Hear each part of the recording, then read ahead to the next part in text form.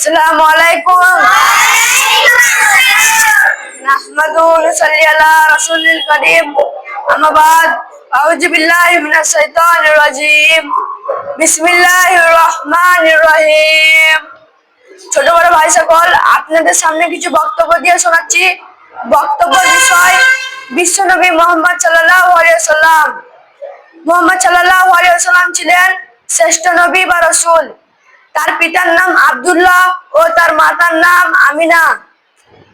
পিতা আব্দুল্লাহ মুত্তালিব তার নাম রাখেন মুহাম্মদ এবং তার মাতার নাম দিলেন আহমদ। তৎকালীন আরবে অবস্থা, আরবদের পৌত্তলিকতা, বংশ ও অভিজাত্যের অহংকার, গোষ্ঠী জুয়া, ব্যভিচার, হিংসা, হানাহানি, রাজ্যনি প্রভৃতি ফলে দেখা গেল চরম বিশ্ব শৃঙ্খল। আরববাসীদের বর্বরতা ও পাশবিকতার কারণে এই যুগকে আয়ামে জাহালিয়াত বা অভিজাত্যের যুগ বলা হতো। ইমানদার বাদশা পত্র। বিশ্বনবীর জন্মের পর 1000 বছর কেটে গেল। পূর্বে ইমানদার বাদশাহ তুব্বা বিন হাসান একবার মদিনায় আসেন। সঙ্গে ছিল তার 40,000 ইহুদি। কাজ শেষ হলো, বাদশাহ স্বদেশে ফিরে যান, কিন্তু পণ্ডিতগণ ফিরলেন না। নবী হিজরত করবেন, তার দর্শন করার পর এখানে রয়ে গেলাম। বাদশাহ ততক্ষণ রসুলের নামে একখানা পত্র চিঠি লিখেন। এরপর 1000 বছর কেটে গেল। ইহুদি পণ্ডিতরা মারা গেলেন। তারপর তার বংশধর আওয়াস ও খজরা বাড়তে লাগলো। হযরত মুহাম্মদ সাল্লাল্লাহু আলাইহি ওয়াসাল্লাম একটি চিঠি পেলেন এবং বললেন, কল্যাণ হোক হে তুব্বা, ধন্য হও হে তুব্বা। মুহাম্মদ সাল্লাল্লাহু আলাইহি ওয়াসাল্লামের অভিভাবক। এছাড়াও আরবে কৃতদাস প্রথার প্রচলন ছিল অধিকত্ব। আরববাসীরাও এক আল্লাহর পরিবর্তে ভূত, প্রেত, চন্দ্র, সূর্য, নক্ষত্র, দেবদেবীর মূর্তি পূজা। আরবদের এই চরম দুর্নীতিতে মক্কা শহরে কুরাইশ বংশে মুহাম্মদ সাল্লাল্লাহু আলাইহি ওয়াসাল্লাম জন্মগ্রহণ করেন। শৈশবকাল। জন্মের পূর্বে তার পিতা মারা যান। আরবের প্রথা অনুসারে আবু লাহাবের বাদী সুয়াবা শিশু মুহাম্মদ সাল্লাল্লাহু আলাইহি ওয়াসাল্লাম কে কিছুদিন লালন পালন করে। তারপর তিনি ধারতি হালিমার দুধ খেয়ে বড় হন, তাই হালিমাকে তার দুধ মাতা বলা হয়। 2 বছর পর বয়সে তার মাতা মারা যান, কিন্তু কিছুদিন পরে তার মাতা মারা যান, তখন তার বয়স 6 বছর। তারপর লালন পালনের ভার গ্রহণ করেন পিতা আব্দুল্লাহ মুত্তালিব। তাকে মানুষ করেন। তিনি ছিলেন বিখ্যাত ব্যবসায়ী। বহিরা ও নষ্টদের ভবিষ্যৎবাণী। বাণিজ্য উপলক্ষে চাচার সঙ্গে বালক মুহাম্মদ সাল্লাল্লাহু আলাইহি ওয়াসাল্লাম চলে গেলেন ব্যবসায়। সেখানকার এক ইহুদি পদরি বহিরা তাকে দেখে আবু তালিবকে বললেন, এই কিশোর ভবিষ্যতে নবী হবেন, তাওরাত ও ইনজিল শরীফে লেখা আছে। এর মধ্যে রয়েছে তার সামদেশে নস্তর নামক এক খ্রিস্টান একই কথা বললেন। খেতাব লাভ। শৈশব কাল থেকে মুহাম্মদ সাল্লাল্লাহু আলাইহি ওয়াসাল্লাম ছিলেন চরম সত্যবাদী এবং পরম বিশ্বাসী। তার ন্যায় প্রতিষ্ঠাতা, সততা, তাই আরববাসীরা তাকে আলামিন বা বিশ্বস্ত বলে ডাকত। হিলফুল ফুজুল। একবার উকোজ্জ মেলায় কবির লড়াইয়ের কেন্দ্র করে আদিবাসীর মধ্যে শুরু হলো এক ভ্রাতৃত্ব দ্বন্দ্ব যুদ্ধ। একদিন ধরে এই লড়াই। যুদ্ধের বিশ্বস্ত দেখে তিনি মুহাম্মদ যুদ্ধ নয়, শান্তি চাই, এই আদর্শের উপর ভিত্তি করেন গড়ে তুললেন হিলফুল ফুজুল বা ন্যায় নিষ্ঠার প্রতিষ্ঠা। প্রথম বিবাহ।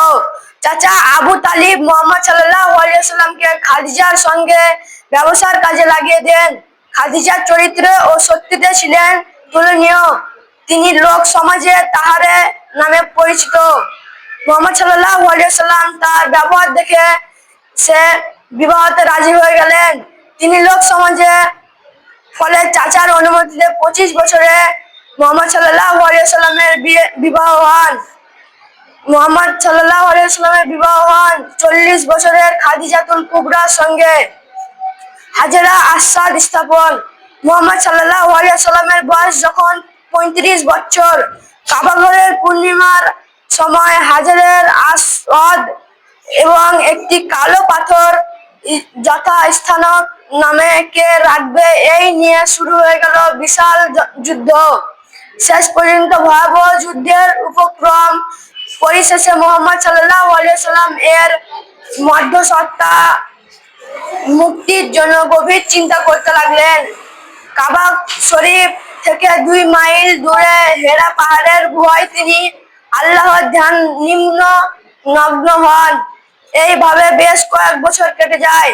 প্রথম ওহী, তখন তার বয়স আনুমানিক 40 বছর। আল্লাহর নির্দেশে জিবরাইল আলাইহিস সালাম হেরা গুহায় মুহাম্মদ সাল্লাল্লাহু আলাইহি ওয়াসাল্লামের নিকট সূরা আলাকের 5 আয়াত বর্ণিত করলেন। ফলে তিনি নবুয়ত লাভ করলেন। তাওহীদ প্রচার। হেরা গুহা থেকে ফিরে এসে মুহাম্মদ সাল্লাল্লাহু আলাইহি ওয়াসাল্লাম বিবি খাদিজাকে সেই ঘটনা শোনালেন। ফলে সঙ্গে সঙ্গে বিবি খাদিজা ইসলাম ধর্ম গ্রহণ করলেন। তারপর একে একে আবু বকর, বালক, আলী, কৃতদাস, জায়েদ, উপসমা, বেলাল প্রমুখ ইহুদের কালেমা পড়ে মুসলিম হন। এইভাবে প্রথম 3 বছর গোপনের প্রচার শুরু হলো। তারপর প্রকাশ্য মুজিজা।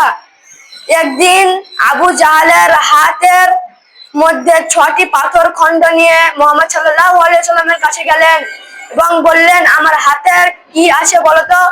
এবং মুহাম্মদ সাল্লাল্লাহু আলাইহি ওয়াসাল্লাম বললেন, তোমার হাতে 6টি পাথরখানা আছে। এবং একদিন পূর্ণিমার রাতে কাফেররা মুহাম্মদ সাল্লাল্লাহু আলাইহি ওয়াসাল্লামকে বলল, তুমি যদি ওই চাঁদকে 2 টুকরো করতে পারো তাহলে আমরা মুসলিম বা ইসলাম ধর্ম গ্রহণ করব। মুহাম্মদ সাল্লাল্লাহু আলাইহি ওয়াসাল্লাম আঙুলের মাধ্যমে চাঁদকে 2 টুকরো করে দেন এবং তাও কাফেররা ইসলাম ধর্ম গ্রহণ করলেন না। আর সবচেয়ে বড় মুজিজা হলো আল কুরআন। সারা বিশ্বে আদিবাসীদের কিয়ামত পর্যন্ত চ্যালেঞ্জ জানিয়ে দিলে যদি তাকে বিশ্বাস না হয় তাহলে তার তুল্য উপর একখানা আয়াত রচনা করে দেখাও। অত্যাচার। কিন্তু কাফেররা ঈমান আনলো না। উল্টে রাসূলুল্লাহ সাল্লাল্লাহু আলাইহি ওয়াসাল্লাম ও সাহাবীদের উপর অত্যাচার চালাতে লাগলো।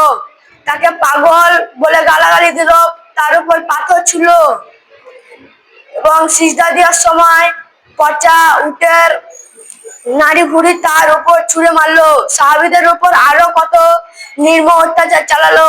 প্রথম হিজরত। কাফেরদের অত্যাচার সহ করতে না পেরে ঈমান এবং জানালাম রক্ষার জন্য মাতৃভূমি ত্যাগ করে মুসলিমরা কেরো সাগর পেরিয়ে গেল আবিসিনিয়া। এটাই সাহাবীদের প্রথম হিজরত ছিল। নাজ্জাশীর ইসলাম গ্রহণ। আবিসিনিয়া মহানবী বাদশাকে ইসলাম ধর্ম বিভিন্নভাবে অবরোধ। তারপর নিষ্ঠুর কাফেররা আবু তালিব নামক ঘাঁটিতে মুসলিমদের আটকে রেখে সব রকম লেনদেন বন্ধ করে দিলেন। এক সময় মুসলিমদের গাছের পাতা পর্যন্ত খেতে হয়েছিল। প্রায় 3 বছর বন্দী থাকার পর মুসলিমরা মুক্ত পায়। এর 1 বছর পর মহানবী চাচা আবু তালিবের জন্য ওর 3 বছর জীবন সঙ্গী খাদিজাকে হারান। তায়েফ যাত্রা। অতঃপর মহানবী তার পালিত পুত্র জায়েদকে সঙ্গে তায়েফ লাগলেন। সেখানে পথভ্রষ্ট মানুষকে ইসলামের দাওয়াত দিলেন। কিন্তু তারা পাথরের ঘায়ে মহানবীকে রক্ত রঞ্জিত করে দিল। ফেরার পথে আল্লাহ নির্দেশ করলেন, পাহাড়ি ভারপ্রাপ্ত ফেরেশতা রাসূলুল্লাহ সাল্লাল্লাহু আলাইহি ওয়াসাল্লামের কাছে হাজির হন। আল্লাহুম্মা সাল্লি আলা মুহাম্মাদ ওয়া আলা আলি মুহাম্মাদ কামা সাল্লাইতা আলা ইব্রাহিম ওয়া আলা আলি ইব্রাহিম ইন্নাকা হামিদুম মাজিদ। আল্লাহুম্মা বারিক আলা মুহাম্মাদি ওয়া আলা আলি মুহাম্মাদ কামা বারাকতা আলা ইব্রাহিমা ওয়া আলা আলি ইব্রাহিমা ইন্নাকা হামিদুম মাজিদ। আসসালামু আলাইকুম।